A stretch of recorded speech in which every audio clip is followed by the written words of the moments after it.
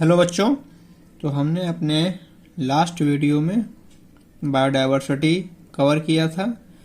उसी में एक टॉपिक होता है बेटा पॉल्यूशन। वो मैंने बायोडायवर्सिटी एंड कंजर्वेशन में नहीं पढ़ाया क्योंकि एनसीईआरटी में बहुत थोड़ा सा दिया हुआ है। इसके लिए मैं एक अलग सा सेपरेट वीडियो बनाने जा रहा हूँ जो कि पूरा का पूरा पॉल्यूशन पर ही होगा। So without wasting any time start करते हैं पॉल्यूशन। तो जो ये वर्ड पॉल्यूशन है इसका मतलब होता है कोई भी undesirable change, any undesirable change जो हम नहीं चाहते हैं या फिर जो हम नहीं चाहते थे और वो हो जाए। किस में हो जाए? फिजिकल में, केमिकली हो जाए यानी कि केमिकल, और बायोलॉजिकली यानी कि बायोलॉजिकल। अगर कोई भी अनडिजायरेबल चेंज फिजिकली, केमिकली और बायोलॉजिकली हो जाए, किस किस में? कैरेक्टरिस्टिक्स ऑफ एयर में हो जाए, वाटर में हो जाए एंड लैंड। ठीक है, जो चेंज हुआ जो कि अनडिजायरेबल था, जो कि हार्मफुल हो। कैसा हो? Harmful, which is harmful. ठीक है, किसको? मैन को, टू द मैन, चाहे वो डायरेक्टली हो और चाहे वो इनडायरेक्टली हो, डायरेक्टली और इनडायरेक्टली।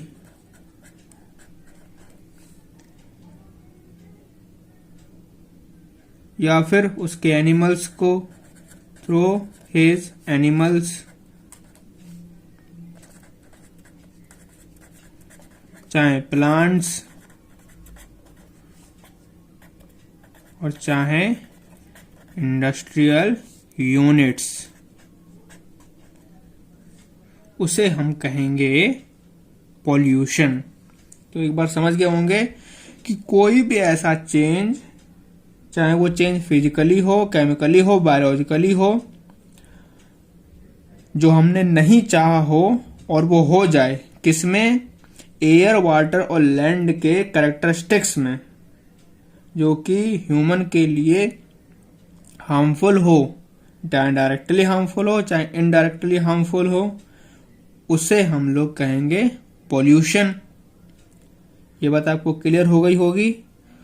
इसी में एक और टर्म होता है पॉल्यूटेंट्स। तो पॉल्यूटेंट्स क्या होता है? पॉल्यूटेंट्स वो मटेरियल होते हैं जो कि पॉल्यूशन करते हैं। ठीक है, सो पॉल्यूटेंट्स।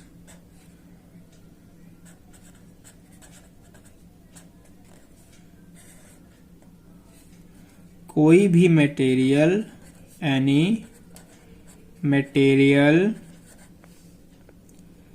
या फिर कह सकते हैं कोई भी ऐसा काम, कोई भी किस पर? ह्यूमन पर, on the part of man. Man पे हो और चाहे आपके नेचर पे हो, जिससे पॉल्यूशन होता हो, जो पॉल्यूशन करते हो, विच लीड्स टू पॉल्यूशन, उसे हम लोग कहेंगे पॉल्यूटेंट्स। मतलब के पॉल्यूशन करने वाले मटेरियल्स को ही पॉल्यूटेंट्स बोलते हैं। ये दोनों चीजें क्लियर हो गई होंगी आपको। पॉल्यूशन होता है जब एयर, वाटर, लैंड के फिजिकली, केमिकल और बायोलॉजिकल कैरेक्टर में किसी भी प्रकार का अनडिजायरेबल चेंज आ जाए और वो चेंज ह्यूमन के लिए, मैन के लिए इनडायरेक्टली और चाहे डायरेक्टली हार्मफुल हो, उसे पॉल्यूशन कहेंगे। और जो ऐसा करेंगे जिनकी वजह से पॉल्यूशन हो रहा होगा, उन्हें कहेंगे पॉल्यूटेंट्स। यूजुअली पॉल्यूटेंट्स को डिवाइड किया गया है कुछ कैटेगरीज में। वो कैटेगरीज देखते हैं। usually pollutants are divided into following categories. एक एक करके हम लोग कैटेगरीज देखते हैं, ठीक है। पहली कैटेगरी है पॉल्यूटेंट्स की नॉन डिग्रेडेबल पॉल्यूटेंट्स। नॉन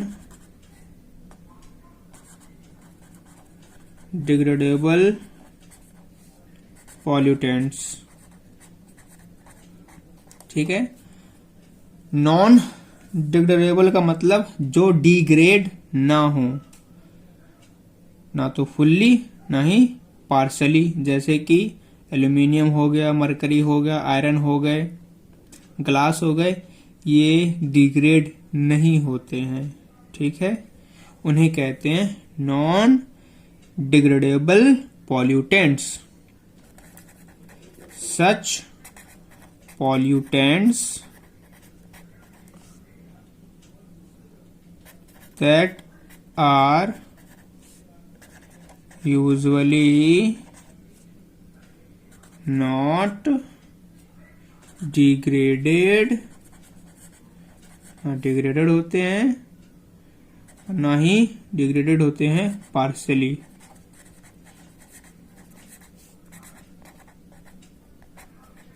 ठीक है, किसमें? एनवायरनमेंट में।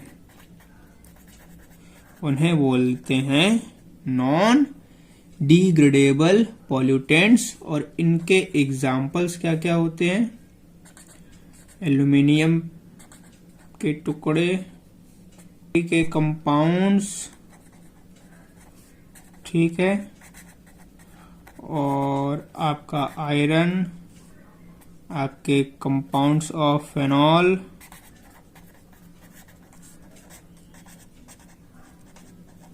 ठीक है। इसके अलावा आपका गिलास नहीं होता, पड़ा ही रहता है। डीडीटी हो गया, डीडीटी बेंजीन, ठीक है, और एक्सेट्रा। ये सारे के सारे नॉन डिग्रेडेबल कंपाउंड्स, पॉल्यूटेंट्स होते हैं और ये एनवायरनमेंट में कलेक्टेड होते जाते हैं और पॉल्यूशन करते हैं। ये पॉल्यूटेंट्स हार्मफुल होते हैं, चाहे वो अपनी लो कंसंट्रेशन में हो, और जैसे जैसे उनकी कंसंट्रेशन बढ़ती जाती है उतने ज्यादा वो हार्मफुल होते जाते हैं। अभी तक नेचर ने ऐसा कोई भी ट्रीटमेंट फाउंड नहीं किया है इनकी रिसाइकलिंग के लिए। ये इनसे जो पॉल्यूशन फैलता है, इसको हम लोग दो मेथड के जरिए रोक सकते हैं। बात करते हैं दो मेथड्स के बारे में। There are two methods by which we can stop the pollution, ठीक है।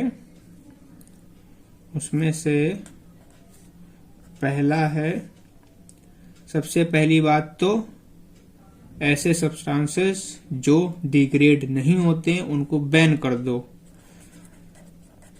Such type of substances should be band, कि इनका इस्तेमाल नहीं होगा। किसके द्वारा? गवर्नमेंट के द्वारा नियम बनाकर। दूसरा, इनके अल्टरनेटिव सब्सटेंसेस ढूंढ ले। Use their alternative substances. ये दो तरीके हैं जिसके जरिए हम लोग पॉल्यूशन को रोक सकते हैं जो इनके द्वारा फैलाया जाता है। इसके बाद जो दूसरे पॉल्यूटेंट्स हैं वो हैं डिग्रेडेबल। कौन से? Biodegradable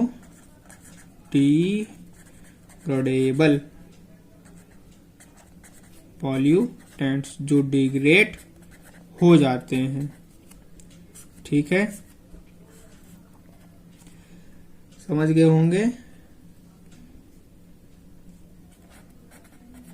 Those which can degraded।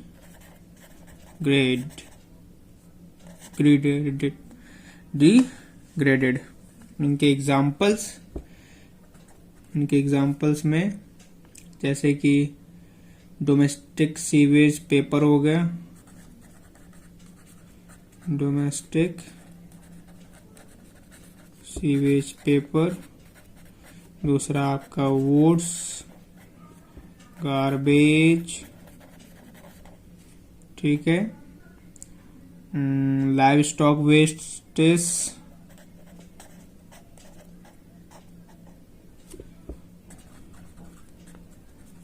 Etcetera. ये सारे के सारे डिग्रेडेबल हैं।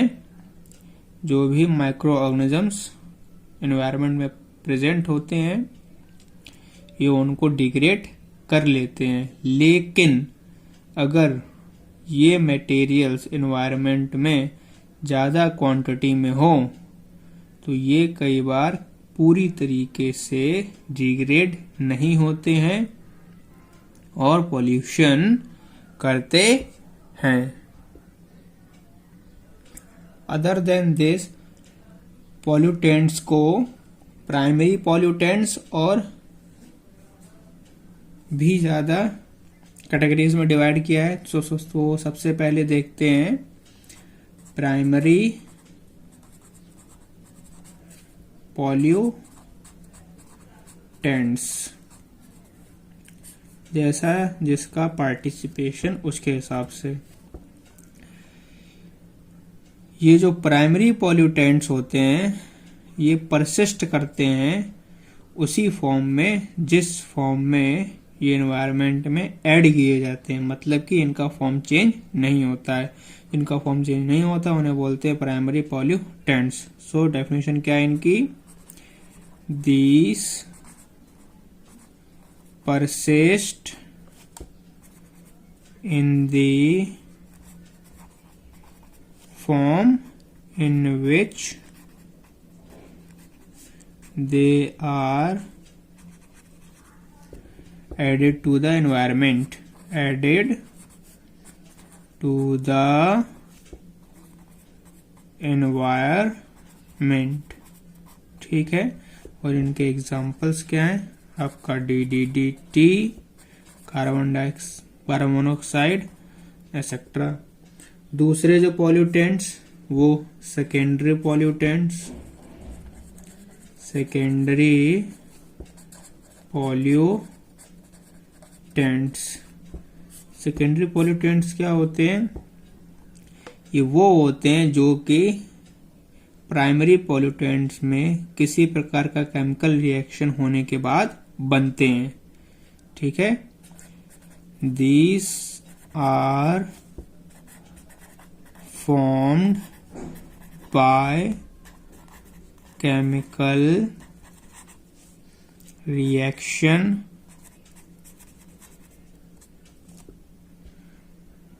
किसमें हुई हो? Among primary pollutants. ठीक है, जब प्राइमरी पॉल्यूटेंट्स में किसी प्रकार का केमिकल रिएक्शन होता है और उनसे जो नए पॉल्यूटेंट्स बनते हैं उनको बोलते हैं सेकेंडरी पॉल्यूटेंट्स। और इनके एग्जाम्पल हैं जैसे कि photochemical smog, photochemical smog, London smog, ये सभी सेकेंडरी पॉल्यूटेंट्स होते हैं। पैन एंड O3 ओजोन, ये सारे के सारे सेकेंडरी पॉल्यूटेंट्स होते हैं। इसके बाद सिनर्जिज्म एक टर्म आता है, सिनर्जिज्म। सिनर्जिज्म क्या होता है? ये जो फॉर्मेशन होती है सेकेंडरी पॉल्यूटेंट्स की, उसकी फॉर्मेशन को बोला जाता है सिनर्जिज्म। ठीक है, सो formation of secondary pollutants is known as synergism। क्या? सिनर्जिज्म। बात क्लियर हो गई होगी। इसमें क्या होता है, जो सेकेंडरी पॉल्यूटेंट्स होते हैं वो प्राइमरी पॉल्यूटेंट से ज्यादा टॉक्सिक होते हैं। ठीक है, एक बात एज अ नोट याद कर लीजिए, that secondary pollutants are more toxic than primary pollutants. ठीक है, अब बात कर लेते हैं क्वांटिटेटिव पॉल्यूटेंट्स की, क्वांटिटी के हिसाब से। So quantitative pollutants, quantitative pollutants. Quantitative pollutants क्या होते हैं? ये वो सब्सटेंसेस होते हैं जो कि नेचर में होते हैं लेकिन पॉल्यूटेंट बन जाते हैं जब इनकी कंसंट्रेशन थ्रेशोल्ड वैल्यू से ज्यादा बढ़ जाती। मतलब ये सब्सटेंसेस नेचर में हमेशा अकर होते रहते हैं, लेकिन जब एक पर्टिकुलर थ्रेशोल्ड वैल्यू के बाद इनकी वैल्यू बढ़ती जाती है, इनका कंसंट्रेशन पहुंच जाता है, तब ये पॉल्यूटेंट्स बन जाते हैं। सो these are the substances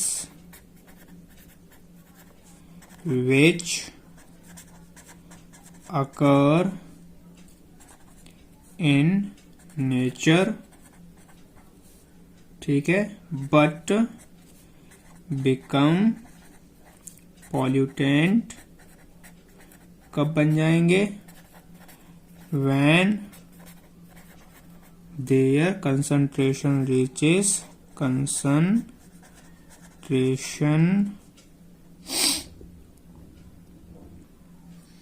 जब इनकी कंसंट्रेशन रीच कर जाएगी थ्रेशोल्ड वैल्यू।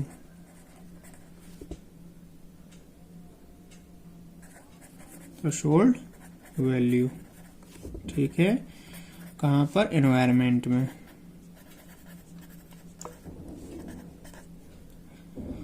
एग्जाम्पल के हिसाब से जैसे कि कार्बन डाइऑक्साइड एनवायरनमेंट में तो प्रेजेंट होती है, लेकिन आज के समय में देख लो इसकी वैल्यू बढ़ती जा रही है और अब ये एक पॉल्यूशन बन चुकी है, ये एक पॉल्यूटेंट बन चुकी है। दूसरा ऐसे ही नाइट्रोजन ऑक्साइड, ये भी प्रेजेंट है लेकिन ये अपनी थ्रेशोल्ड वैल्यू के बियॉन्ड पहुंच गया है, इसीलिए अब ये भी एक पॉल्यूटेंट बन गया है और पॉल्यूशन कॉज कर रहा है। इसी में ही एक और टाइप का पॉल्यूटेंट होता है क्वांटिटेटिव के बाद qualitative pollutant.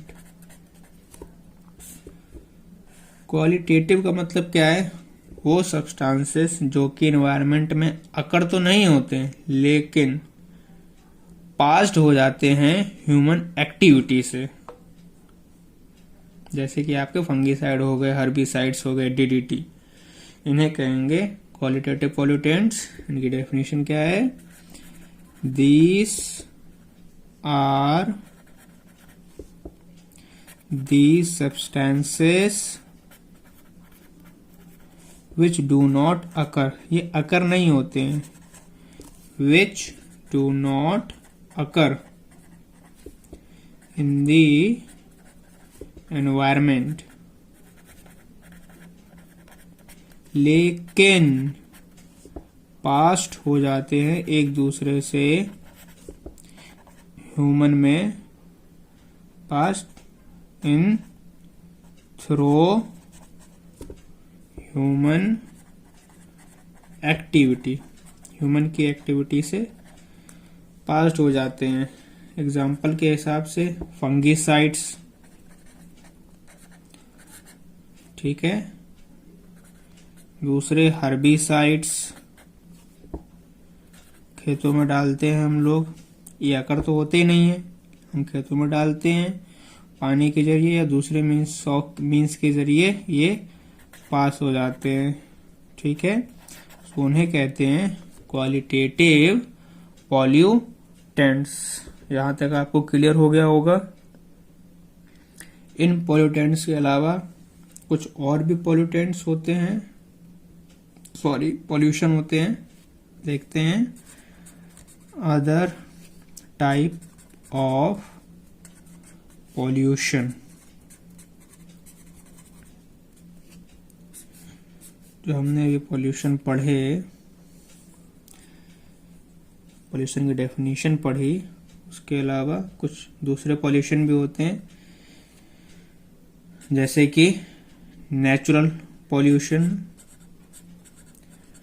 Natural pollution, natural pollution वो पॉल्यूशन होता है जो कि नेचुरल सोर्सेस की वजह से हो रहा हो, जैसे कि मीथेन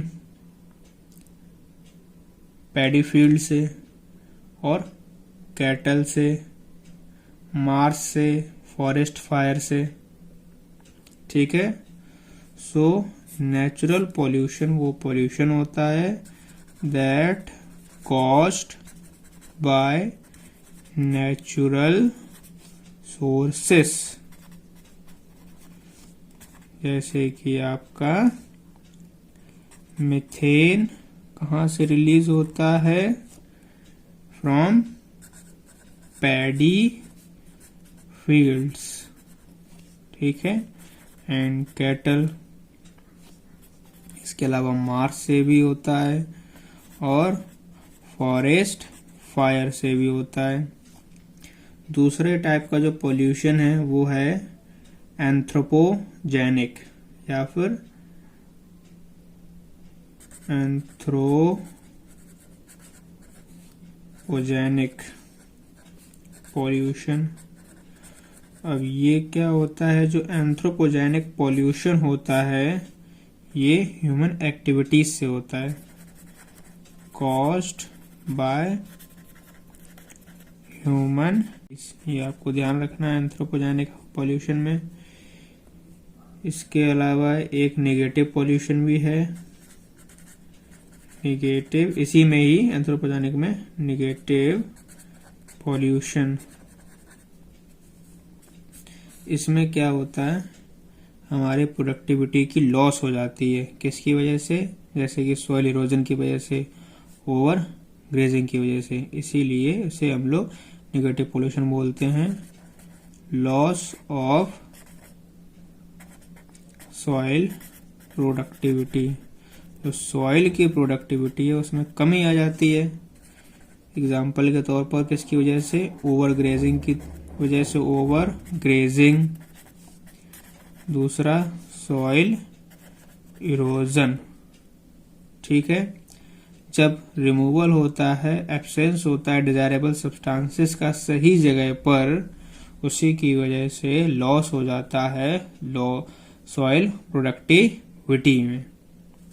तो ये होता है नेगेटिव। और जो पॉजिटिव होता है इसके अलावा, पॉजिटिव पॉल्यूशन, ठीक है। पॉजिटिव पॉल्यूशन क्या होता है, ये जैसे एब्सेंस की वजह से हुआ था, ये प्रेजेंस की वजह से होता है। प्रेजेंस या फिर आप एडिशन जब कर देते हो, प्रेजेंस और एडिशन, वो भी अनडिजायरेबल सब्सटेंसेस का, अनडिजायरेबल सब्सटेंसेस कहां पर, गलत जगह पर, एट रॉन्ग प्लेस। और उससे होता क्या है, उसका नतीजा ये निकलता है कि रिडक्शन हो जाता है सॉइल की फर्टिलिटी में, ऑफ सॉइल फर्टिलिटी। एग्जाम्पल के तौर पर more use of bio fertiliser, more use of bio fertiliser. दूसरा land filling by wastage, land filling by wastage. So ये क्लियर हो गया होगा कि नेगेटिव पॉल्यूशन जो है ये एक पर्टिकुलर प्लेस पर जब रिमूवल हो जाए या फिर एब्सेंस हो जाए डिजायरेबल सब्सटेंसेस का, उससे जो सॉइल की प्रोडक्टिविटी में लॉस होता है उसे नेगेटिव पॉल्यूशन कहते हैं।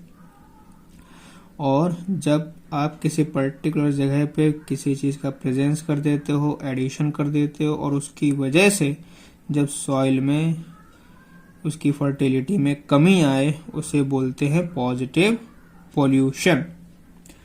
पॉल्यूशन का जो पॉइंट सोर्स होता है, अगर हम कहें पॉइंट सोर्स पॉल्यूशन, तो ये वह होता है जहां पर इफ्लुएंट डिस्चार्ज होता है। क्या? Effluent discharge.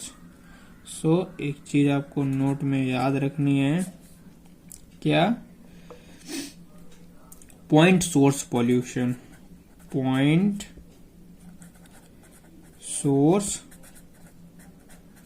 Pollution. Point source pollution क्या है? जहां पर वेयर द इफ्लुएंट डिस्चार्ज, जहां पर आपका इफ्लुएंट डिस्चार्ज होता है, डिस्चार्ज, ठीक है, वो भी कहां पर? एक स्पेसिफिक साइट पर occur at a specific site, ठीक है, उसे बोलते हैं पॉइंट सोर्स पॉल्यूशन। और इसका एग्जाम्पल है आपका म्युनिसिपल सीवेज। क्या है? म्युनिसिपल सीवेज, ठीक है, ये इसका एग्जाम्पल है। अदर देन दिस जो डिफरेंट काइंड्स ऑफ पॉल्यूशन होता है, नॉर्मली जानते हैं आप लोग, लैंड पॉल्यूशन हो गया, एयर पॉल्यूशन हो गया, सॉइल पॉल्यूशन हो गया, उसके बारे में बात करते हैं। So different kinds of pollution. बच्चे भी कह रहे होंगे सर पता नहीं कौन कौन सा पॉल्यूशन पढ़ा रहे हैं, लेकिन बेटा ये सभी आपके एग्जाम के बेस पे पढ़ा रहा हूं मैं। तो डिफरेंट काइंड्स ऑफ पॉल्यूशन में सबसे पहला एयर पॉल्यूशन। क्या? Air pollution. एनसीईआरटी में टॉपिक बहुत छोटा दिया है। एयर पॉल्यूशन जो कि होता है अनवांटेड सब्सटेंसेस को एयर में ऐड करने से, ठीक है। जो एटमॉस्फेरिक पॉल्यूशन है ये मेनली ह्यूमन की एक्टिविटीज और जब जो कंसंट्रेटेड होती है वो बढ़ जाती है, किसके थ्रू? इंडस्ट्रियल कॉम्प्लेक्सेस की वजह से। सो एयर पॉल्यूशन क्या है? The air pollution is caused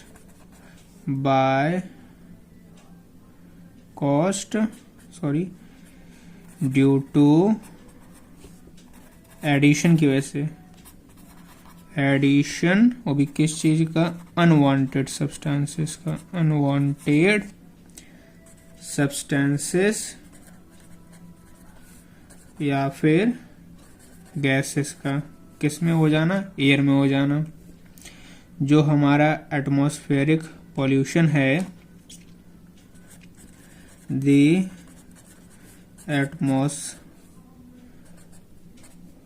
atmospheric pollution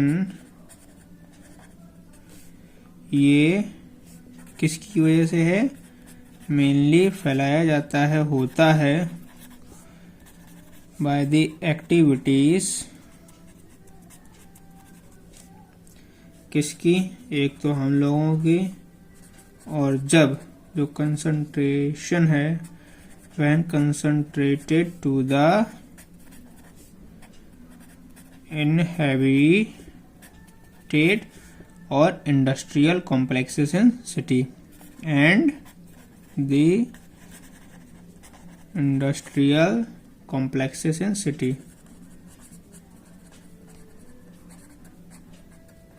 इस वजह से आपका एटमॉस्फेरिक पोल्यूशन होता है।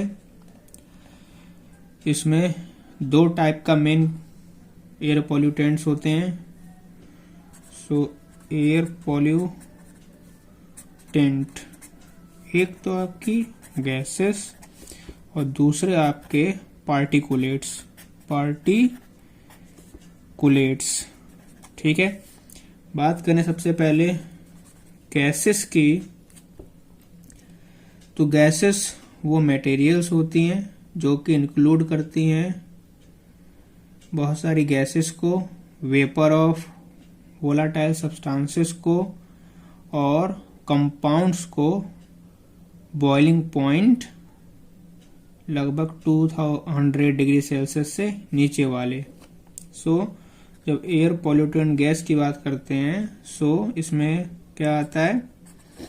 दी गैसियस मटेरियल्स, जिसमें कि इंक्लूड कर रहा हो वेरियस गैसेस को और वेपर्स ऑफ वोलाटाइल को,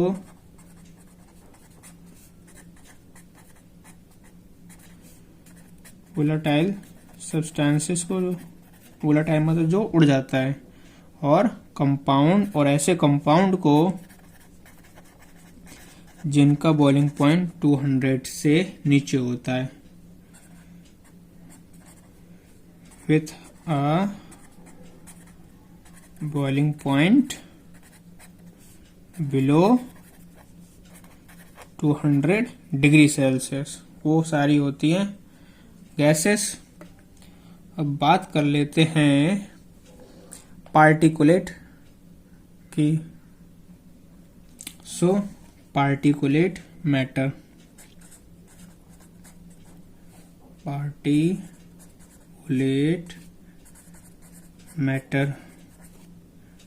पार्टिकुलेट मैटर क्या होता है? इसमें आपके सॉलिड पार्टिकल्स आते हैं, लिक्विड ड्रॉपलेट्स आते हैं, ठीक है, जो कि सस्पेंडेड रहते हैं एयर में। Matter consist of soil particles और liquid droplets, किसके जरिए? जो रहें small enough to remain suspended in air,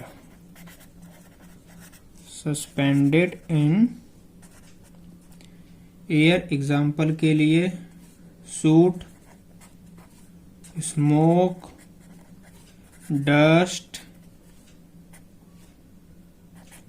fibres, pesticides,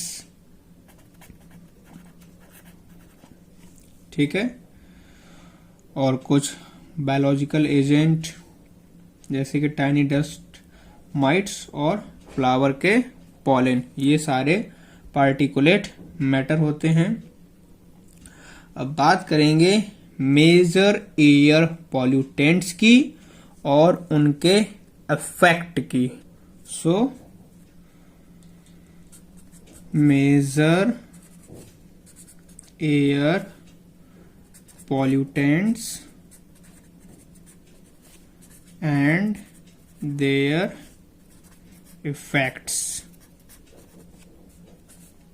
देखते हैं हमारे मेजर पॉल्यूटेंट्स कौन कौन से हैं। सबसे पहला कार्बन मोनोऑक्साइड। कार्बन मोनोऑक्साइड, इसके सोर्स की बात करें हम लोग पहले तो इसका सोर्स ये मेन एयर पॉल्यूटेंट होता है जो कि ऑटोमोबाइल के स्मोक से रिलीज होता है। So it is the main air pollutant जो कि रिलीज हुआ हो। कहां से रिलीज होता है? From smoke of auto mobile. ठीक है, इसका इफेक्ट क्या पड़ता है? जो कार्बन मोनोऑक्साइड है ये हाईली टॉक्सिक होती है, इज हाईली टॉक्सिक गैस है ये। ठीक है, ये क्या करती है? ये कंबाइन हो जाती है हमारी हीमोग्लोबिन के साथ में। इट कंबाइंस विथ हीमोग्लोबिन किसके? ब्लड के। और उससे क्या होता है, जो हमारे हीमोग्लोबिन है वो ऑक्सीजन ट्रांसपोर्ट नहीं कर पाता है and blocks the transportation of oxygen. ठीक है, जिससे कि एस्फाइक्सिएशन हो जाता है। एक्सफाइसिएशन क्या होता है? जब डेथ हो जाए ऑक्सीजन की कमी की वजह से। ठीक है, ये क्या करता है? It causes एस्फाइसिएशन। एक्सफाइसिएशन क्या होता है? जब डेथ हो जाए ड्यू टू रेस्पिरेशन। अब बात करते हैं दूसरा जो पॉल्यूटेंट है हमारा, दैट इज अनबर्न हाइड्रोकार्बन्स। क्या? Unburn hydrocarbons. अनबर्न हाइड्रोकार्बन्स में क्या क्या आते हैं? 3,4 बेंजो पायरीन, 3,4 बेंजो पायरीन और बेंजीन। ये अनबर्न हाइड्रोकार्बन्स होते हैं। इनके सोर्स की अगर बात करें, ये ऑटोमोबाइल से रिलीज होते हैं और बर्निंग ऑफ फॉसिल फ्यूल से। So from auto mobiles and burning of fossil fuel. ठीक है, जो मीथेन है ये मोस्ट अबंडेंट हाइड्रोकार्बन है एटमॉस्फेयर में, और इसका मेन सोर्स मार्सी एरिया है और पैडी फील्ड्स है। सो इसमें क्या ध्यान रखना है आपको? Most abundant hydrocarbon in atmosphere वो कौन सा है? मीथेन। ठीक, अब अनबर्न हाइड्रोकार्बन का इफेक्ट क्या होता है वो देख लेते हैं। सो ये लंग कैंसर करते हैं, कॉज लंग कैंसर। ठीक है, अब जो तीसरा हमारा मेजर पॉल्यूटेंट है दैट इज इथाइलिन। क्या है? इथाइलिन।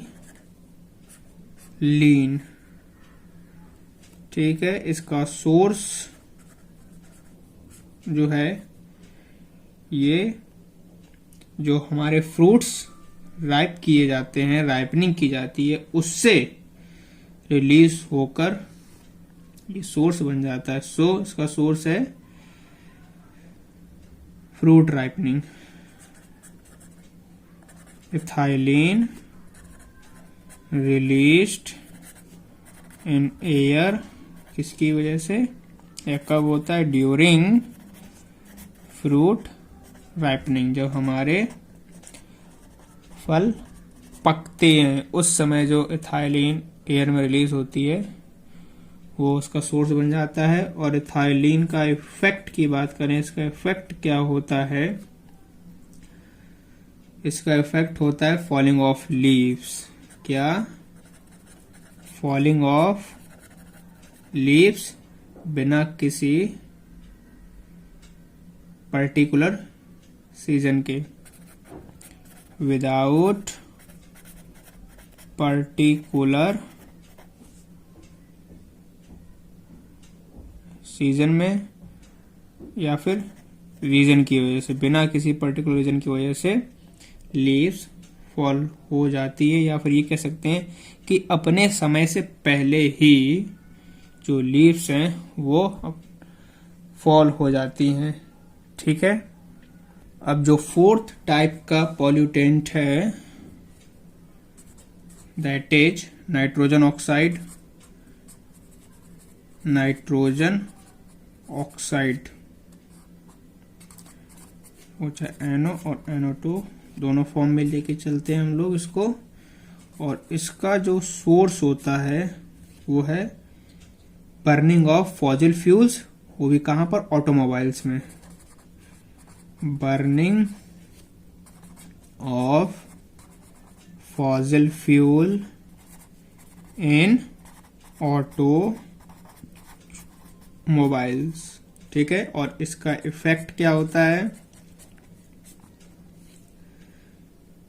जो नाइट्रोजन ऑक्साइड होते हैं फोटोकेमिकल स्मॉग से एटमॉस्फेयर में क्या करते हैं, release ozone, release ozone.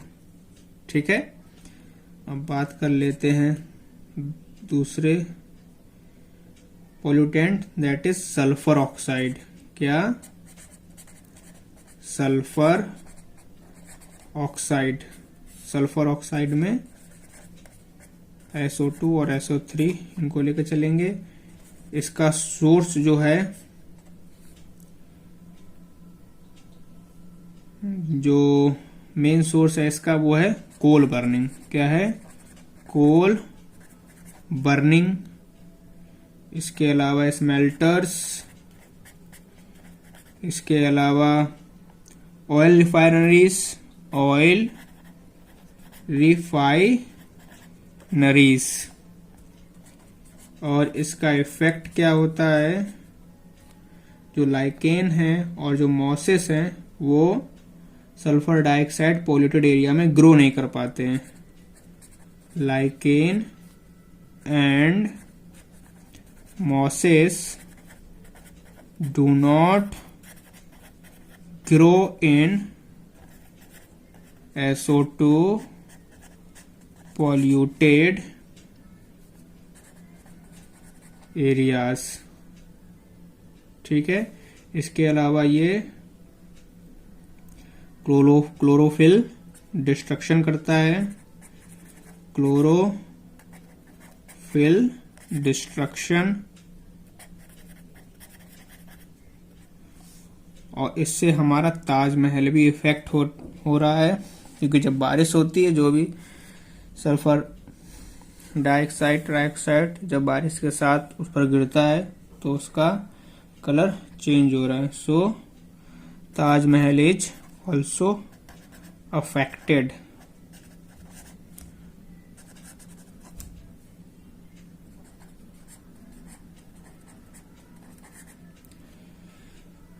Another pollutant की बात करें तो वो हमारा स्मोक। स्मोक में आपके sulphur dioxide, sulphur trioxide, nitrogen dioxide, nitrogen oxide, carbon monoxide, carbon dioxide, ये सारे स्मोक में आते हैं। ये आपको ध्यान रखना है। ठीक है। अब हम बात करें आगे secondary pollutants,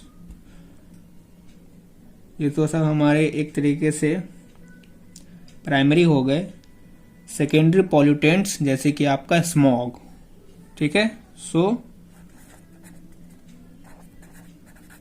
secondary pollutants, secondary pollutants में जो हमें पढ़ना है, इसमें पहला आपका स्मॉग। क्या? स्मॉग। स्मॉग क्या होता है? स्मोक प्लस फॉग, ठीक है। ये जो वर्ड है किसने दिया था? गिवन बाय डैश वो एक्स डैश वो ई एक्स ने, ठीक है। और इसको मेजर करते हैं हम लोग, मेजर्ड बाय। नाउ अब बात करते हैं कितने टाइप का स्मॉग होता है। सो स्मॉग इज 2 टाइप्स। कितने टाइप का? 2 टाइप्स का, ठीक है। जिसमें पहला होता है लॉस एंजलिस स्मॉग, इसी को ही फोटोकेमिकल स्मॉग कहते हैं। क्या? लॉस एंजलिस स्मॉग और फोटो केमिकल स्मॉग, ठीक है। इसका नाम इसलिए लॉस एंजलिस स्मॉग पड़ा क्योंकि ये सबसे पहली बार लॉस एंजलिस में ही ऑब्जर्व किया गया था। इसमें क्या होता है, जो स्मोक है, फॉग है, नाइट्रोजन ऑक्साइड है, हाइड्रोकार्बन्स हैं, ऑक्सीजन है, यूवी है, लाइट है, हाई टेम्परेचर, ये सभी चीजें फोटोकेमिकल स्मॉग के लिए इम्पॉर्टेंट होती हैं, ठीक है। ये जो कंपोनेंट्स होते हैं जो मैंने अभी बताया आपको, ये एक दूसरे के साथ रिएक्ट करते हैं और एक रेडिश ब्राउन कलर का स्मॉग फॉर्म करते हैं। कई बार ब्राउन हेज भी कहते हैं इसको, और ये ब्राउन एयर के रूप में दिखता है, ठीक है। सो इसका नाम लॉस एंजलिस क्यों है? क्योंकि वहां पर इंट्रोड्यूस हुआ था। इसमें होता क्या है, इन दिस प्रोसेस, ये प्रोसेस होती है जनरली, जो आपका स्मोक है, आपका फॉग, आपका नाइट्रोजन डाइऑक्साइड, आपके hydrocarbons, UV light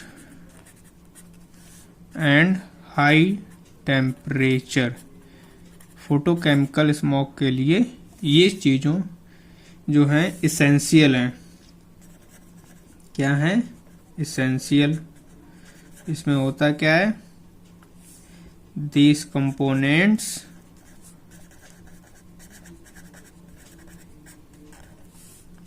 react with each other, एक दूसरे के साथ रिएक्ट होते हैं और क्या फॉर्म करते हैं, reddish brown smog, reddish brown smog, जिसको पैन, PAN, इसमें ओजोन और नाइट्रोजन ऑक्साइड होता है, ठीक है। ये आपको ध्यान रखना है कि इसमें इन सब की जरूरत है, और ये रेडिश ब्राउन कलर का होता है। पैन O3 और नाइट्रोजन ऑक्साइड प्रेजेंट होती हैं। अब देखते हैं इसका इफेक्ट क्या होता है। इसका इफेक्ट होता है, पहली चीज तो कॉज करेगा इरिटेशन इन आइस, इरिटेशन इन आइस। दूसरी बात, हार्म करेगा लंग्स को, हार्म्स दी लंग्स। और स्मोक की वजह से जो इलास्टिक सब्सटेंसेस हैं वो भी अफेक्टेड होते हैं। इलास्टिक सब्सटेंसेस अफेक्टेड, ठीक है। डैमेज करता है रबर को, डैमेज इन रबर्स, ठीक है। इसके बाद जो ओजोन है वो, क्योंकि इसमें ओजोन होता है तो ओजोन क्या करेगा, वो हार्म करेगा आपके म्यूकस मेम्ब्रेन को,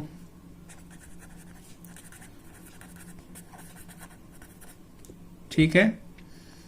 और जब आपका परऑक्सी एसिटाइल नाइट्रेट बनेगा, ये आपका जो फोटोलिसिस होती है वाटर को, जो कि हिल में होती है, उसको रोक देगा, ठीक है। ये जो पेन है आपका, इसका फुल फॉर्म क्या है, पर ऑक्सी एसिटाइल नाइट्रेट, पर ऑक्सी एसिटाइल नाइट्रेट। ध्यान रखना है ये क्या करता है कि जब पहली बात तो जब कभी भी स्मोक बनेगा पेन बनेगा, और पेन क्या करता है, PAN stops the photolysis of water. किसको, फोटोलिसिस ऑफ वाटर को रोकता है, वो भी किसमें, हिल रिएक्शन में। जो भी हिल रिएक्शन होती हैं उसमें पेन जो है वो उनको इनहिबिट करता है। अदर देन दिस, ये फोटोसिंथेसिस को भी अफेक्ट करता है, affect photosynthesis and formation of chlorophyll, and formation of chlorophyll, ये चीजें पेन करता है, ठीक है। Now second type smoke, that is London smoke. London smoke, और इसी को सल्फर स्मोक भी कहते हैं। इसके नाम से ही आप लोग समझ गए होंगे, ये सबसे पहले ऑब्जर्व किया गया था लंदन में, इसीलिए इसका नाम लंदन स्मोक पड़ा है। और इसके लिए जो इसेंशियल कंपोनेंट्स हैं, इसेंशियल कंपोनेंट्स, वो क्या क्या चाहिए, वो चाहिए coal, smoke, fog, sulphur oxide and low temperature. क्या, लो टेम्परेचर, ठीक है। ये भी एक दूसरे के साथ रिएक्ट करेंगे और फॉर्म करेंगे vapour of sulphuric acid. After reaction forms vapor of sulfuric acid, ठीक है। इसी को हम लोग लंदन स्मोक बोलते हैं। और इसका इफेक्ट क्या होता है, अगर इसके इफेक्ट की बात करें, जब आप H2SO4 को इनहेल करते हो तो इससे डेथ तो होनी है। एक केस हुआ था 1952 में जिसमें 4000 लोगों की डेथ हो गई थी due to inhalation of sulphuric acid. So due to inhalation of H2SO4 vapor with fog, 4000 people died. कब? लंदन में मरे थे और 1952 में, तभी से इसका नाम लंदन स्मॉग है। आफ्टर स्मॉग बात करते हैं एसिड रेन की। किसकी? Acid rain. ठीक है, एसिड रेन, ये जो नेम था ये दिया था रॉबर्ट अगस्त ने। रॉबर्ट अगस्त, ठीक है। जो इसमें क्या होता है, जो नाइट्रोजन डाइऑक्साइड है और जो सल्फर डाइऑक्साइड है वो रिलीज होती है डिफरेंट डिफरेंट सोर्सेज से in the form of smoke. उसके बाद वो एटमॉस्फेरिक वाटर वेपर के साथ डिसॉल्व होगा और सल्फ्यूरिक एसिड बनाएगा और साथ ही साथ नाइट्रिक एसिड का फॉर्मेशन करेगा। जो ये एसिड्स हैं ये फिर रेन के साथ जमीन पर वापस आ जाते हैं। सो इसमें क्या लिखेंगे? That nitrogen dioxide and sulphur dioxide released होती है कहां से? फ्रॉम डिफरेंट सोर्सेस से। और वो क्या करे, किसके फॉर्म में? In the form of smoke. इसके बाद ये दोनों डिसॉल्व कर जाएंगे, वो भी किसमें? एटमॉस्फेरिक वाटर वेपर से। एटमॉस्फेरिक वाटर वेपर से। और क्या बना लेंगे? Sulphuric acid. ठीक है, और साथ में ही नाइट्रिक एसिड। और फिर विद द रेन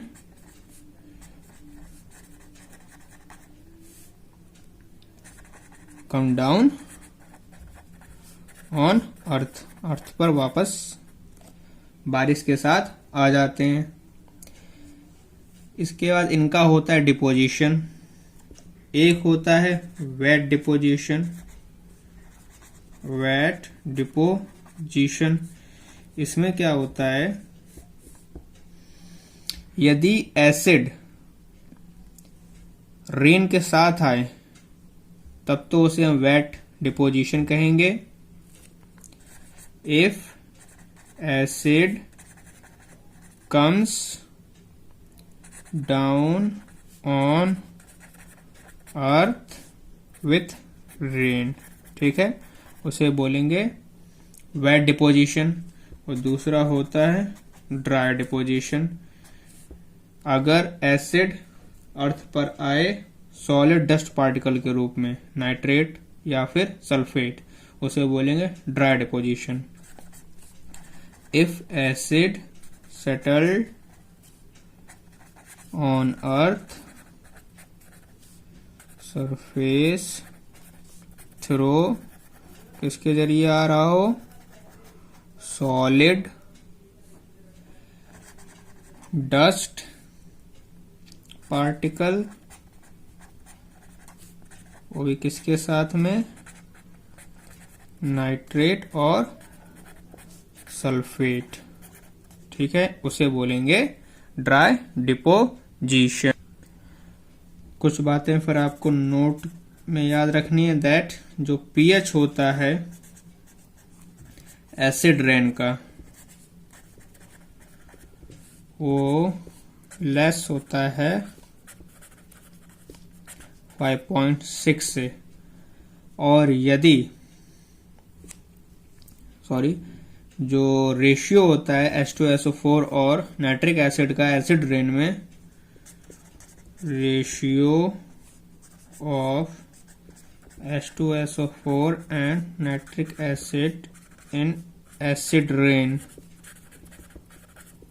वो कितना होता है? 7:3। इसका मतलब क्या है? 30% उसमें सल्फ्यूरिक एसिड होता है और 30% नाइट्रिक एसिड होता है। बात करें अब इसके इफेक्ट की, जब एसिड रेन होती है उसका इफेक्ट क्या होता है। सबसे पहली बात, जो एसिडिटी है, acidity of soil and water increases. दूसरी बात, डैमेज करता है हिस्टोरिकल मॉन्यूमेंट्स को, हिस्टोरिकल मॉन्यूमेंट्स जैसे कि ताजमहल और रेड फोर्ट। अब बात करते हैं ग्रीन हाउस इफेक्ट की। Green house effect. So green house effect क्या होता है कि जो कार्बन डाइऑक्साइड है ये सन से जो हीट आ रही है अर्थ पर, उसको आने तो देता है लेकिन जाने नहीं देता है, जिसकी वजह से अर्थ का टेम्परेचर बढ़ते जाता है। इसे कहते हैं ग्रीन हाउस इफेक्ट। ठीक है, और ये तभी होता है जब हमारे कार्बन डाइऑक्साइड की जो लेयर है एटमॉस्फेयर में वो बढ़ जाती है, उसकी कंसंट्रेशन जब बढ़ जाती है। सो ग्रीन हाउस इफेक्ट क्या है? When higher concentration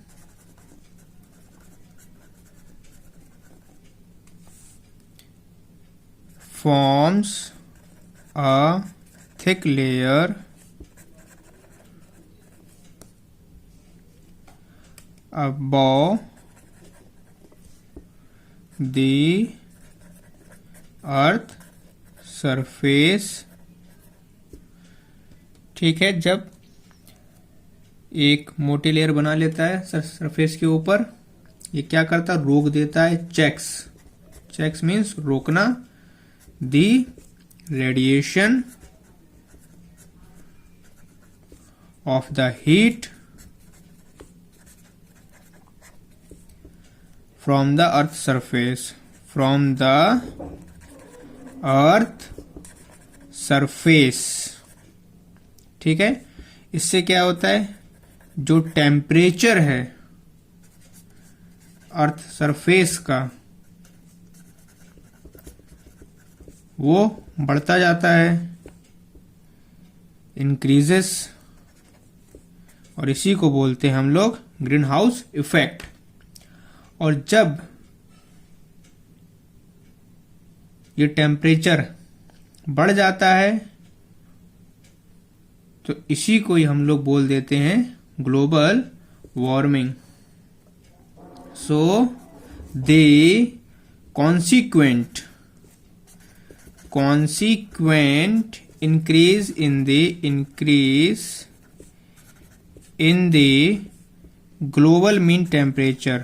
global mean temperature, जब पूरे ग्लोब का जो मीन टेम्परेचर है जब वो बढ़ जाता है, उसी को बोलते हैं is referred to as global warming. ठीक है, ये दोनों टर्म आपको क्लियर हो गए होंगे, green house effect and global warming. Now बात करते हैं कार्बन डाइऑक्साइड फर्टिलाइजेशन इफेक्ट की। Carbon dioxide fertilisation effect. Fertilisation effect ये क्या होता है? In this, due to increase CO2 concentration, CO2 की कंसंट्रेशन के बढ़ने की वजह से जो रेट ऑफ फोटोसिंथेसिस है वो बढ़ जाता है।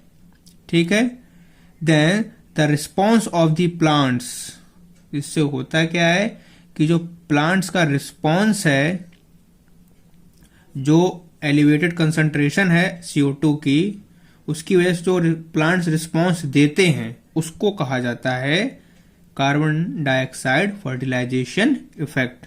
सो प्लांट्स का कार्बन डाइऑक्साइड के बढ़ जाने की वजह से जो रिस्पॉन्स है उसको कहते हैं फर्टिलाइजेशन, कार्बन फर्टिलाइजेशन इफेक्ट। सो क्या लिखेंगे? The response of the plants to elevated concentration of CO2, उसको बोलते हैं कार्बन डाइऑक्साइड फर्टिलाइजेशन इफेक्ट। ठीक है, इसके अलावा अब बात करेंगे कंट्रोल ऑफ एयर पॉल्यूशन की। So control of air pollution, control of air pollution. Air pollution को कंट्रोल करने के लिए हमने 2 डिवाइसेस बनाई हैं। ठीक है, to control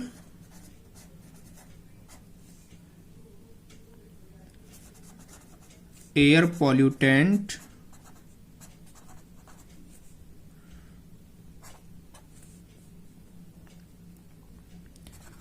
we made 2 devices।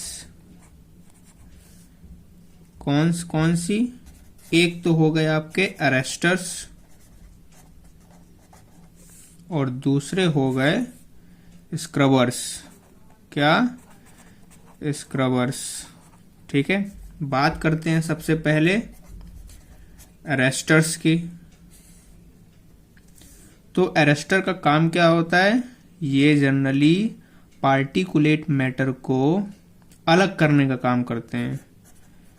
These are used to separate particulate matters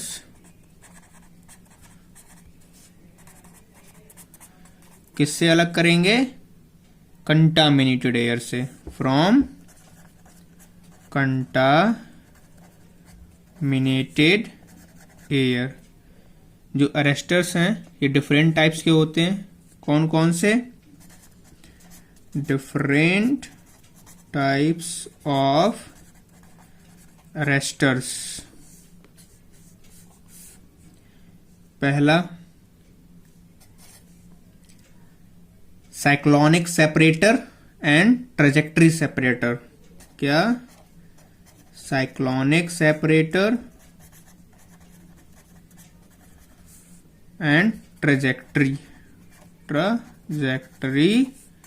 separator. ठीक है, ये जनरली यूज किए जाते हैं पार्टिकुलेट मैटर को इंडस्ट्रियल जो एमिशन होता है उससे अलग करने के लिए। ठीक है, वो भी मिनिमम मॉइस्चर कंटेंट के साथ में। ये सेपरेटर्स इस प्रिंसिपल पर काम करते हैं कि डस्ट सेपरेशन किया जाता है सेंट्रीफ्यूगल फोर्स के जरिए। तो पहले तो बात कर लेते हैं इनका प्रिंसिपल। इनका प्रिंसिपल क्या है?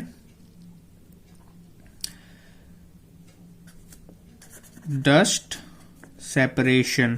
क्या है? Dust separation by centrifugal force. Centrifugal force किसके लिए यूज, किसके लिए होते हैं? used to separate out particulate matters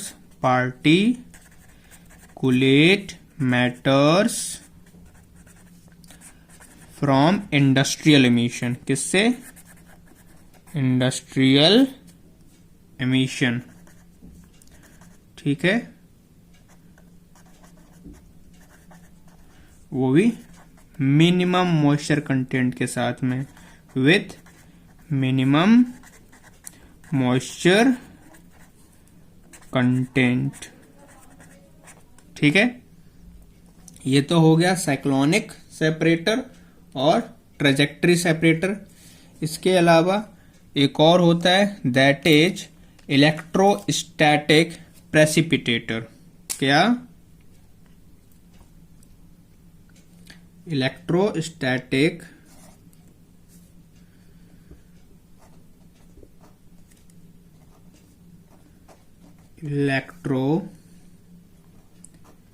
static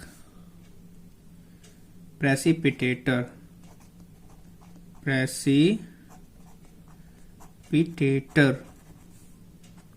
ठीक है, इनका काम क्या होता है? ये सबसे पहली बात तो ये सबसे इफिशिएंट डिवाइस है पार्टिकुलेट पॉल्यूटेंट्स को कलर करने निकालने के लिए, रिमूव करने के लिए। ये वर्क करते हैं इलेक्ट्रिकल चार्जिंग प्रिंसिपल पर। ठीक है, सो इनका जो प्रिंसिपल है वो क्या है? Electrical charging of the dust particle. Electrical charging of the dust particle. ठीक है, दूसरी बात, ये मोस्ट इफेक्टिव है, most efficient device to remove fine, छोटे छोटे पार्टिकुलेट पॉल्यूटेंट को, पॉल्यूटेंट्स। ठीक है, इनके बारे में बात करें और अगर, ये कई तरीकों से पार्टिकुलेट मैटर्स को निकालते हैं, जिसमें से जो मोस्टली यूज होता है दैट इज इलेक्ट्रोस्टैटिक प्रेसिपिटेटर। ये 99% पार्टिकुलेट मैटर जो कि एग्जॉस्ट निकलता है, चाहे वो थर्मल पावर प्लांट से हो या फिर किसी दूसरी जगह से, वहां से 99% पार्टिकुलर मैटर को निकाल लेता है।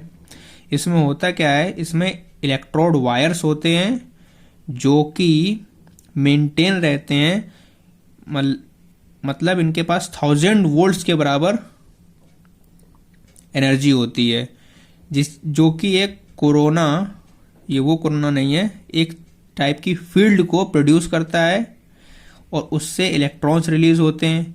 ये इलेक्ट्रॉन्स निगेटिव होते हैं नेचर, जबकि जो डस्ट पार्टिकल होते हैं ये पॉजिटिव होते हैं।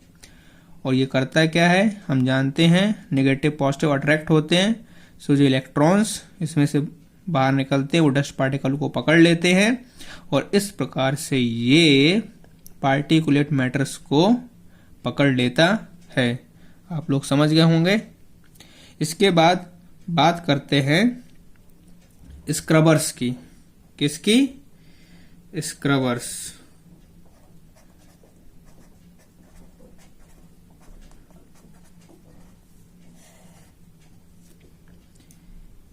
इनका काम एयर को क्लीन करने के लिए किया जाता है, डस्ट और गैसेस दोनों से ही। स्क्रबर भी दो टाइप के होते हैं, वेट एंड ड्राई, जिनका यूज डस्ट सेपरेशन में किया जाता है। ये सल्फर डाइऑक्साइड जैसी गैसेस को अलग करते हैं। स्क्रबर में जो एग्जॉस्ट होता है वो पास होता है जहां पर एक स्प्रे ऑफ वाटर होगी या फिर कोई लाइन जा रही होगी। So use to clean air for both dust and gases of two types, wet and dry, removes gases like sulphur dioxide, और एग्जॉस्ट जो होता है इसका, exhaust passes through a spray of water, ये सब कुछ होता है स्क्रबर्स में। Now move on the next topic, that is control of gaseous pollutants, gaseous pollutants. तो गैसियस पॉल्यूटेंट्स को कंट्रोल करने के हमारे पास जनरली 3 टेक्निक हैं। पहली कंबसन, दूसरी एब्जॉर्प्शन, और तीसरी एडजॉर्प्शन। क्या? एडजॉर्प्शन। ठीक है, एक एक करके हम सभी के बारे में पढ़ते हैं। So first of all combustion.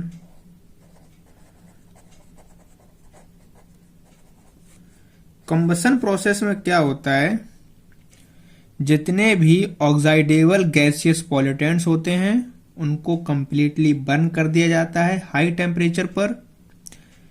इसके बाद जो पेट्रोकेमिकल और जो फर्टिलाइजर या फिर जो पेंट्स और वार्निश इंडस्ट्री हैं वो combustion control of gaseous pollutants का यूज करते हैं। सो कंबसन में सबसे पहले हमारा जो मेन काम यही होता है कि जितने भी जलने वाले गैसियस पॉल्यूटेंट्स हैं उनको कंप्लीटली जला दें, और इसको पेट्रोकेमिकल, फर्टिलाइजर और पेंट जैसी जितनी भी इंडस्ट्रीज हैं वो यूज करती हैं। सो इन कंबसन प्रोसेस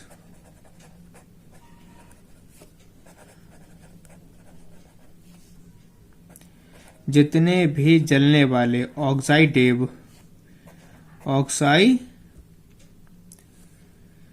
गैसियस,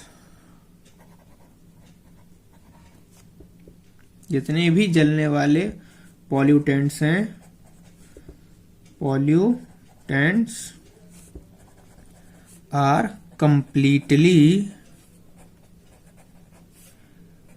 बर्न, जला दिया जाता है एक हाई टेम्परेचर पर, at a high temperature. Use कौन करता है? कंपनीज जो कंपनीज इस मेथड को यूज करती हैं, दैट इज पेट्रोकेमिकल, ठीक है, फर्टिलाइजर वाली कंपनियां,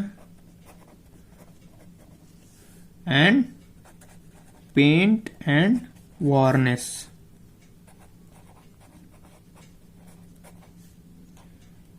ठीक है, ये सारी कंपनियां इस मेथड को यूज करती हैं।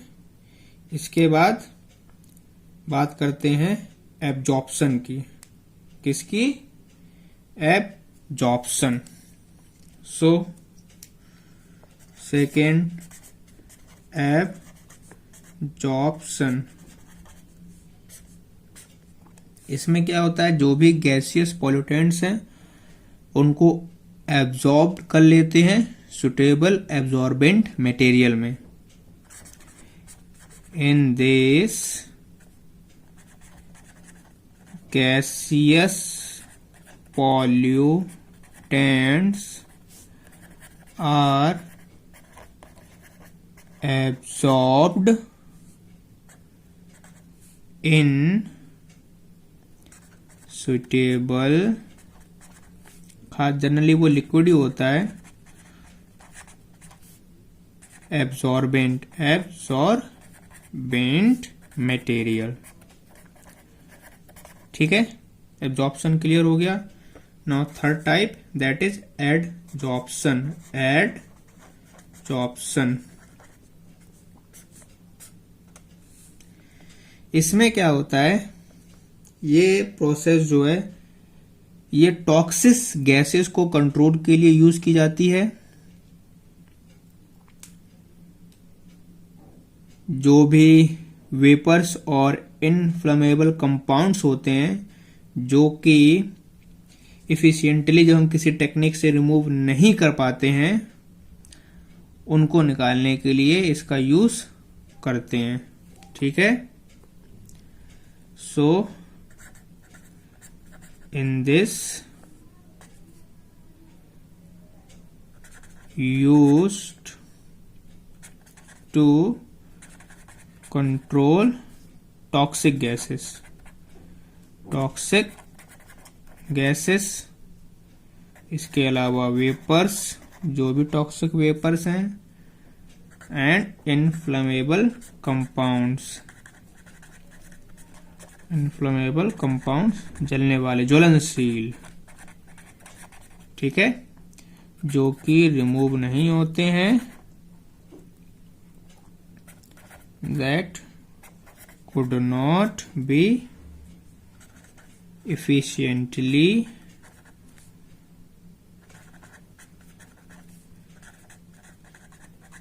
removed by above techniques। ठीक है, वहां करते हैं। इसमें किया क्या जाता है, जो पॉल्यूटेंट्स हैं उनको एब्जॉर्ब करा दिया जाता है, are adsorbed on large solid surface,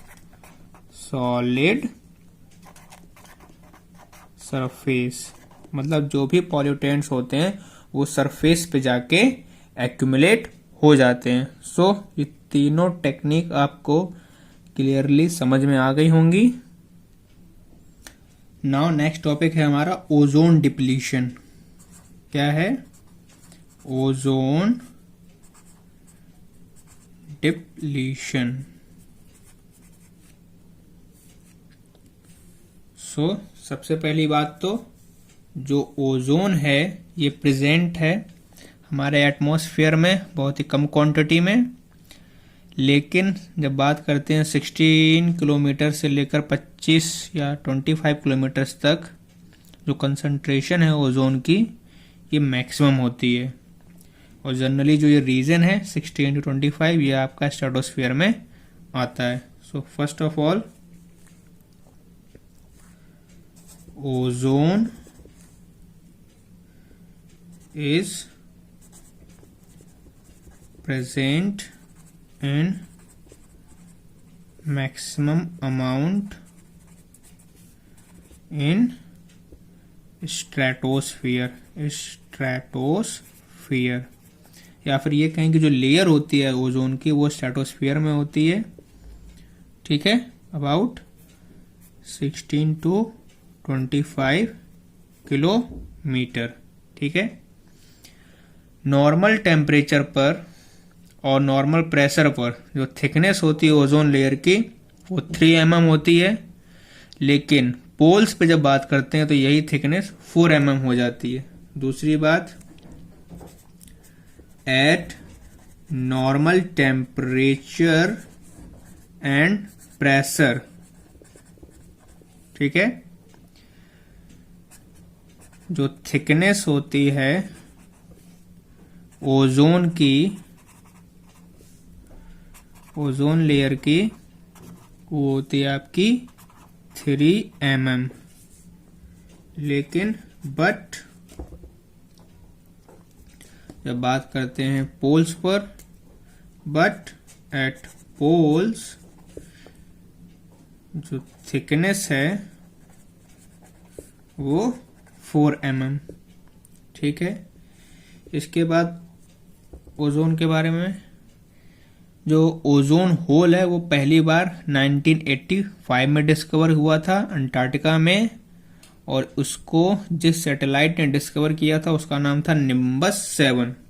so ozone hole was first discovered in 1985 over Antarctica। और किसने किया था? निम्बस 7 सैटेलाइट ने। इतनी बात क्लियर हो गई। अब बात करते हैं ओजोन डिप्लीशन से क्या होता है। तो जब हमारी ओजोन लेयर की डिप्लीशन हो जाती है तो जो हार्मफुल यूवी रेडिएशंस हैं वो पेनिट्रेट कर जाते हैं और अर्थ पे आ जाते हैं, जो उसके बाद वो स्किन कैंसर करते हैं, जैसे कि मेलानोमा कैंसर। ठीक है, ये स्ट्रॉन्ग म्यूटेजेंस होते हैं, मतलब हमारा जो डीएनए है, जो जीन्स है, उसमें म्यूटेशन ला देते हैं। जो यूवी रेडिएशंस होते हैं, अगर बात करें उनकी वेवलेंथ की, तो बहुत छोटी होती है। ये जो अर्थ का एटमॉस्फेयर है उसके द्वारा कंप्लीटली एब्जॉर्ब कर ली जाती हैं। जब यूवी रेडिएशंस, खासकर बीटा वाले, ये हमारे डीएनए में डैमेज ला देते हैं, म्यूटेशन कर देते हैं। और ये म्यूटेशन से होता क्या है, जो अभी तक नोटिस किया गया है, पहली बात तो ageing of skin, damage to skin cells, और दूसरे डैमेजेस जो लीड करते हैं स्किन कैंसर को। इसके अलावा ह्यूमन की आई, जो कॉर्निया है, वो भी ऑब्जॉर्व करता है यूवी बीटा रेडिएशन को। और अगर एक हाई डोज चला जाए तो उससे जो हमारा कॉर्निया है उसमें इन्फ्लामेशन आ जाता है। इसी को हम लोग बोलते हैं स्नो ब्लाइंडनेस, कैटरेक्ट। सो एक एक कर हर चीज लिख लेते हैं। पहली बात तो ड्यू टू ओजोन डिप्लीशन क्या क्या हो रहा है? UV radiation are penetrating to the earth. अब कॉज इफेक्ट क्या है इसकी? पहला, स्किन कैंसर। ठीक है। दूसरी, डीएनए म्यूटेशन। ठीक। और थर्ड चीज क्या करती है ये? एजिंग ऑफ स्किन, जो म्यूटेशन की वजह से हो रहा है। Ageing of skin, damage to skin cell, and various skin cancers. ठीक है। और स्नो ब्लाइंडनेस। क्या? Snow blindness, cataract, in which होता क्या है, जो हमारा कॉर्निया है, cornea of the eye absorbs UV beta radiations, cause inflammation of the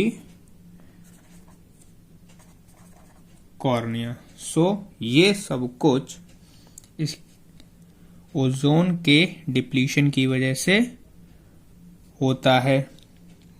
ठीक है। इसके अलावा जो ये डिजीज कॉज करते हैं, जो और डिजीजेस हैं जैसे कि जर्मोडर्मा या फिर ज़ेरोडर्मा पिगमेंटोसम, पिगमेंटोसम, ठीक है।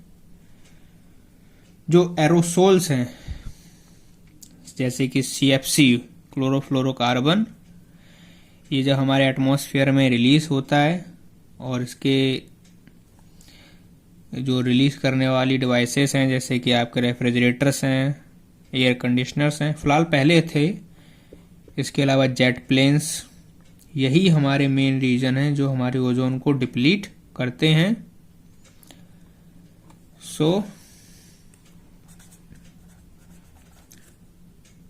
एरो कौन कौन से? CFC कहाँ से आ रहा है? रेफ्रिजरेटर,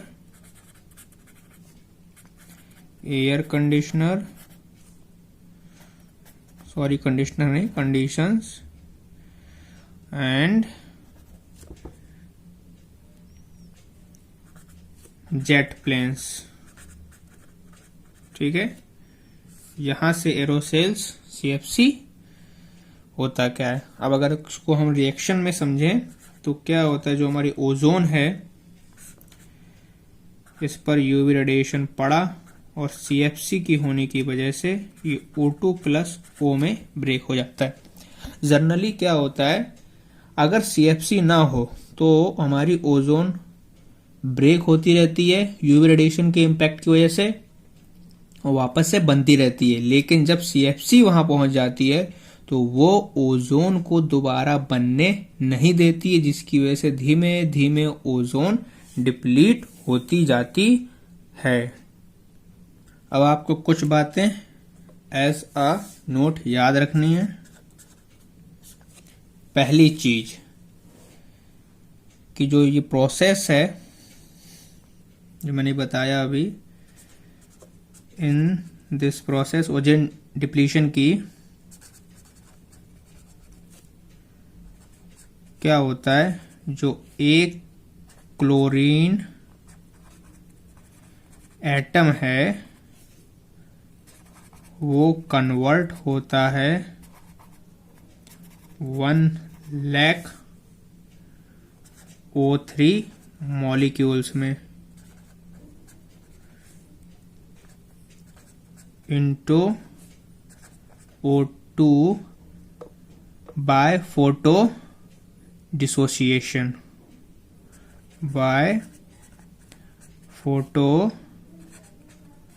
डिसोसिएशन, ठीक। दूसरी बात, जो लाइफ टाइम होती है CFC की, खासकर CFC12 की, the lifetime of CFC CF2, खासकर ये हमारा 12, वो है 139 ईयर्स।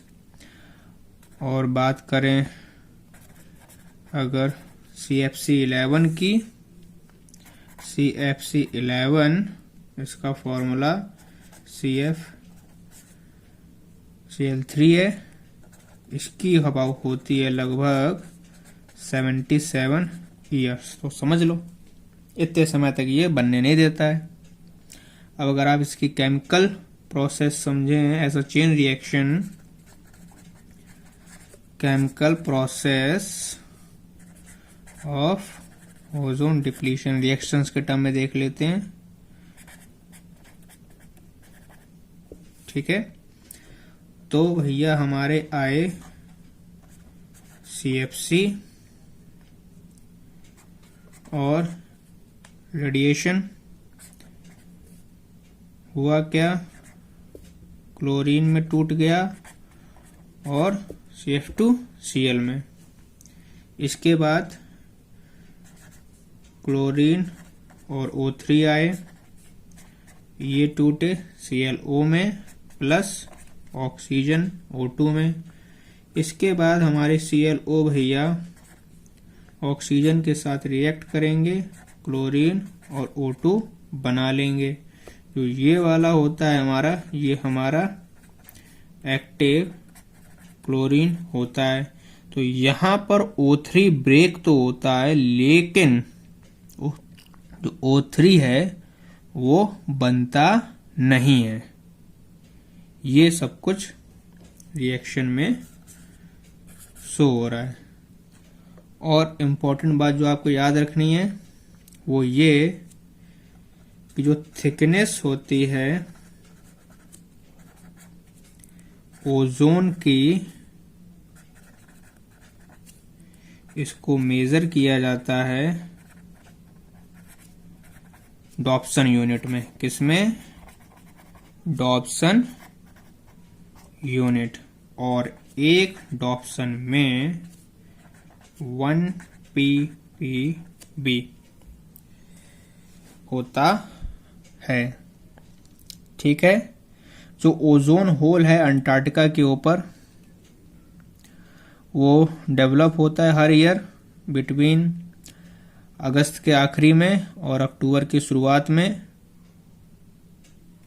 और ज़्यादातर ये स्प्रिंग टाइम में होता है, फरवरी से अप्रैल के बीच में, और सबसे कम जुलाई से अक्टूबर के बीच में होता है। अब बात करेंगे वाटर पॉल्यूशन की। वाटर पॉल्यूशन, ठीक है। तो भाई जो वाटर पॉल्यूशन है ये ऑर्गेनिक और इनऑर्गेनिक केमिकल के एडिशन की वजह से, इसके अलावा जो बायोलॉजिकल मटेरियल्स हैं जिनकी वजह से फिजिकल और केमिकल जो प्रॉपर्टीज हैं वाटर की, उसमें जब चेंजमेंट आता है उसे कहते हैं वाटर पॉल्यूशन। सो क्या लिखेंगे? It is caused by the addition of organic and inorganic chemicals। इसके अलावा as well as the biological materials which change the physical and chemical properties of water, उसे बोलेंगे वाटर। वाटर पॉल्यूशन के बहुत सारे sources हैं, जैसे कि सीवेज का मैटर, इंडस्ट्रियल का वेस्टेजेस, एग्रीकल्चर का वेस्टेजेस, डोमेस्टिक का वेस्टेजेस। इसमें आपको एक नोट याद रखना है, दैट आ mere 0.1% impurities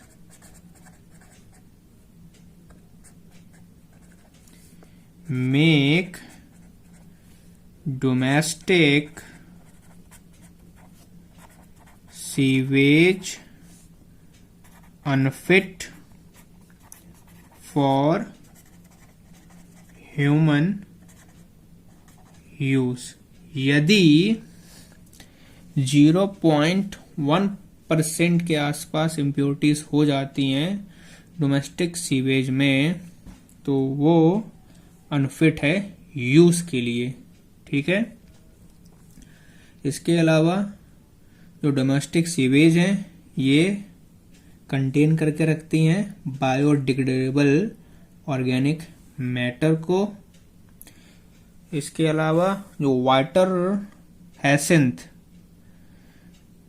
जिसका नाम कॉर्निया क्रैसीपीस है, ये वर्ल्ड का सबसे प्रॉब्लमेटिक एक्वाटिक वीड है जिसको इंडिया में इंट्रोड्यूस किया गया था। अगर आपको याद होगा, उसकी ब्यूटीफुल लीव्स की वजह से इसको हम लोग क्या बोलते हैं, टेरर ऑफ बंगाल के नाम से भी जानते हैं।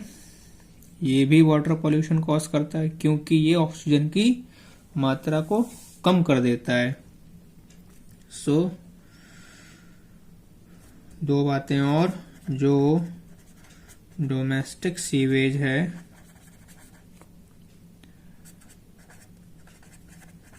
प्राइमरीली कंटेन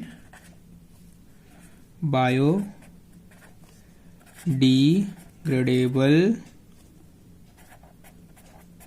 ऑर्गेनिक मैटर और ऑर्गेनिक मैटर। एक बात आपको वाटर हाइसिंथ के बारे में, जो कि मोस्ट वाटर हाइसिंथ, जिसका नाम इकॉर्निया क्रैसीपीस है। किसके नाम से फेमस है? Terror of Bengal. Now water hyacinth के बाद आपको 2 पॉइंट और एज अ नोट याद रखने हैं। वो ये कि जिस भी वाटर के पास dissolved oxygen, water having dissolved oxygen below होती है 8.0 मिलीग्राम पर लीटर, उसको कंटामिनेटेड कंसीडर करते हैं। Considered S contaminated. ठीक है। और अगर वाटर का डीओ बिलो 4.0 मिलीग्राम पर लीटर हो जाए तो उसे हैवीली पॉल्यूटेड मानते हैं। Heavily polluted. इसके अलावा जो डिसॉल्व्ड ऑक्सीजन है,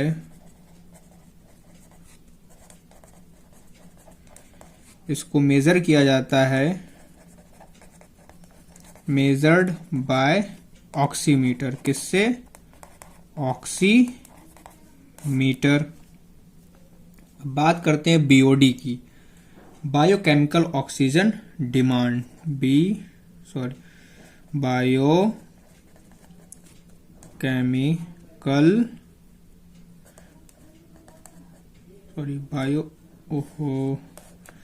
बीओडी, बायोकेमिकल ऑक्सीजन डिमांड। ये क्या होता है?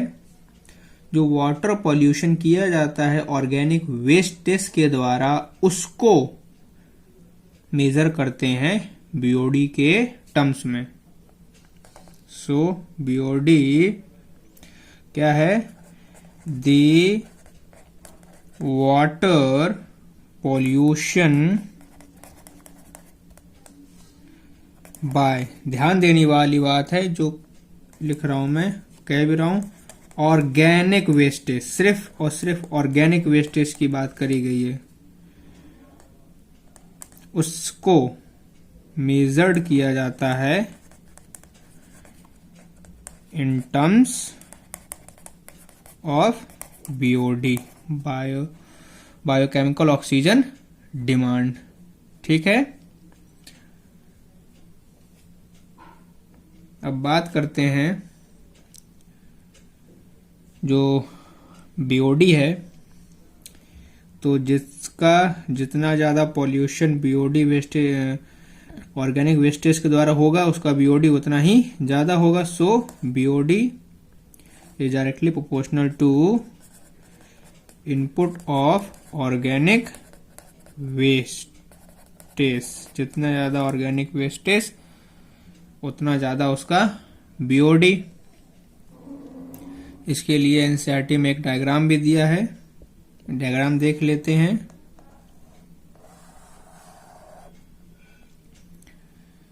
जिसमें इसको कंटामिनेशन नहीं, कंसंट्रेशन, क्या है ये, कंसंट्रेशन, ठीक है। और इसको डायरेक्शन दिया गया है और बनाया गया है कैसे, एक कर्व बीओडी और दूसरा कर्व जो बनाया गया है इसका दैट इज डीओ का, डिजॉल्व्ड ऑक्सीजन का। और जो ये वाला पॉइंट है ये आपका है सीवेज डिस्चार्ज। ये क्या है, सीवेज डिस्चार्ज, ठीक है।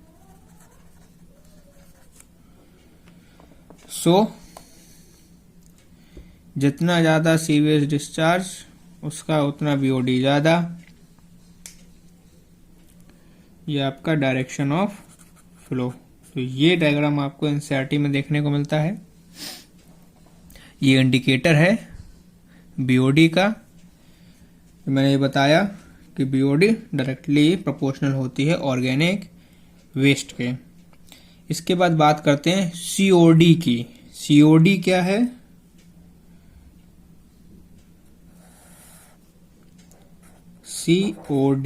सीओडी है आपका chemical oxygen demand.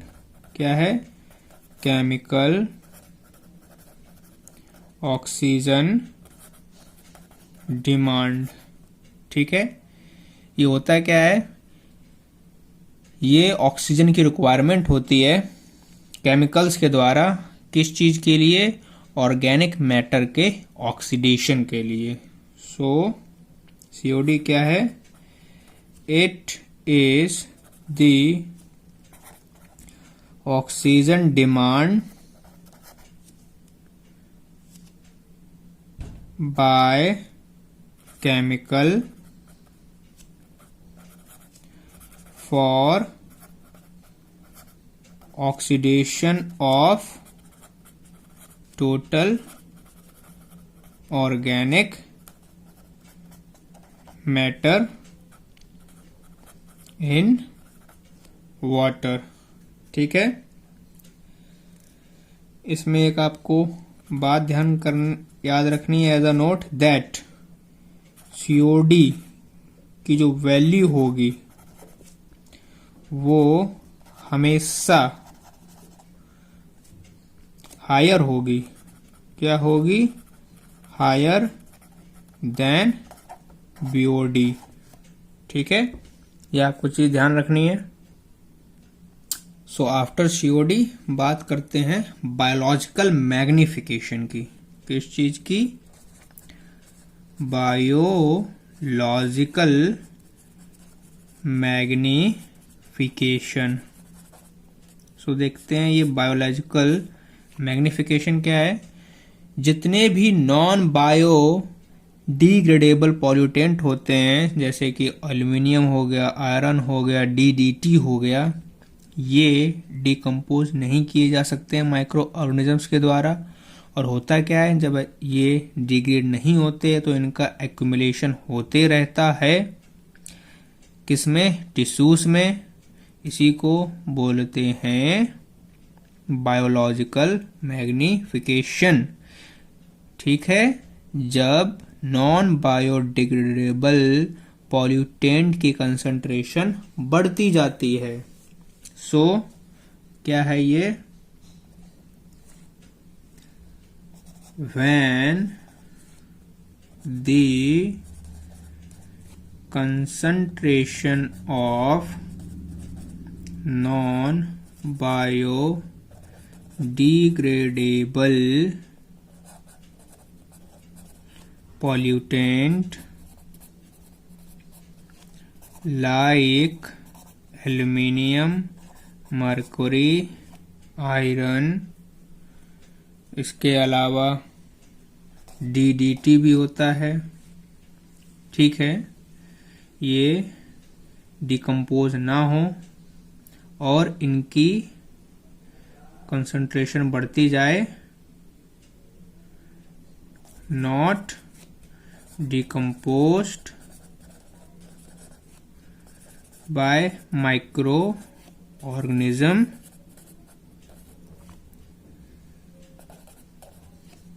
and increases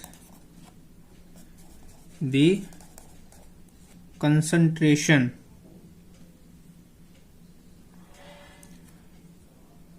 ठीक है, किसमें? along the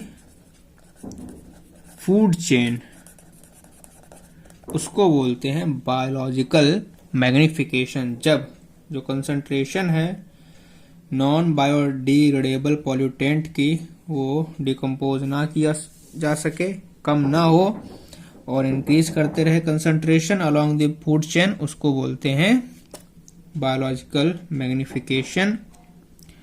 और ये सबसे ज्यादा कहाँ होता है? जो हाईएस्ट कंसंट्रेशन होती है, द हाईएस्ट कंसंट्रेशन वो किस में होती है? Occurs in top consumer. किस में होती है? टॉप कंज्यूमर में। ठीक है, जैसे कि बात करें सबसे पहले वाटर में रहने वाले फाइटोप्लैंक्टन, उनको खाया जो प्लैंक्टन ने, उनको खाया स्मॉल फिश ने, उनको खाया लार्ज फिश ने, और लार्ज फिश को खाया फिश ईटिंग बर्ड्स ने। तो यहाँ पर जो DDT की मात्रा 0.03 होगी, यहाँ पर लगभग उतनी ही होगी पार्ट्स पर मिलियन, लेकिन यहाँ पर 0.04, यहाँ पर 0.5 हो जाएगी। यहाँ पर जो लार्ज फिश है उनके पास 2 ppm देखने को मिलेगा, और सबसे ज्यादा फिश ईटिंग बर्ड्स में। तो ऐसे बायोलॉजिकल मैग्निफिकेशन जो होता है ये टॉप कंज्यूमर्स में सबसे ज्यादा होता है।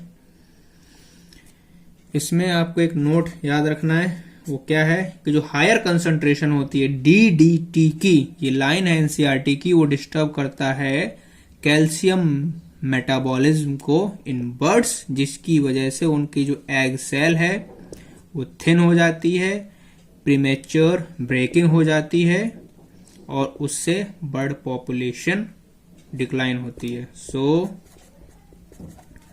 High concentration of DDT disturb calcium metabolism in birds, cause thinning of egg cell and their premature breaking or declining in bird population, decline in bird population। ठीक है, ये आपको क्लियर हो गया होगा। इसके बाद जो टर्म हम लोग ले रहे हैं दैट इज यूट्रोफिकेशन। यूट्रोफिकेशन, चलिए देखते हैं यूट्रोफिकेशन क्या होता है। जो प्रोसेस होती है न्यूट्रिएंट इनरिचमेंट की वाटर में, जिससे कि स्पीसीज डाइवर्सिटी धीमे धीमे लॉस होती रहती है, उसको बोलते हैं यूट्रोफिकेशन, और जिस जगह पे होगी उसको यूट्रोफिक, अगर लेक में हो रही तो लेक, सी है तो सी। इसमें होता क्या है, जो प्रेजेंस होती है न्यूट्रिएंट्स की, जैसे कि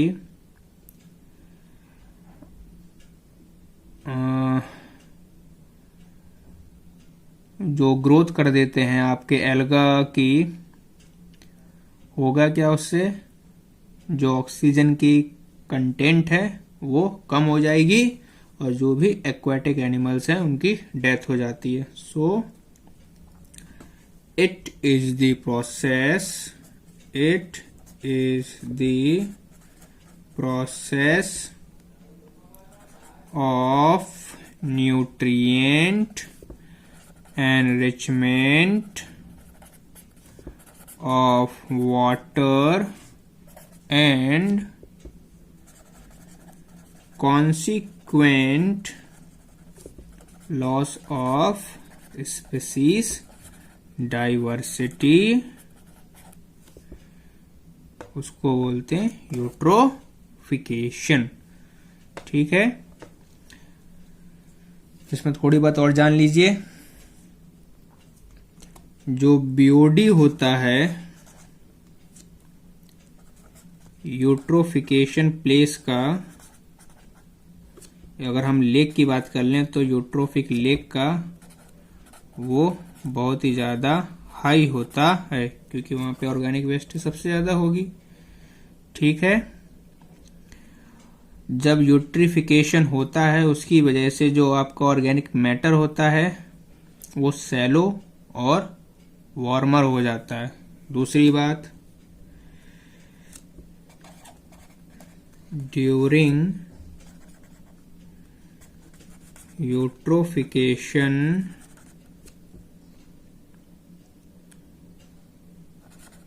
ड्यू टू ऑर्गेनिक मैटर, किसकी वजह से, ऑर्गेनिक मैटर की वजह से, जहां पर भी ऑर्गेनिक मैटर प्रेजेंट होता है वो कैसा हो जाएगा देखने में, सैलो एंड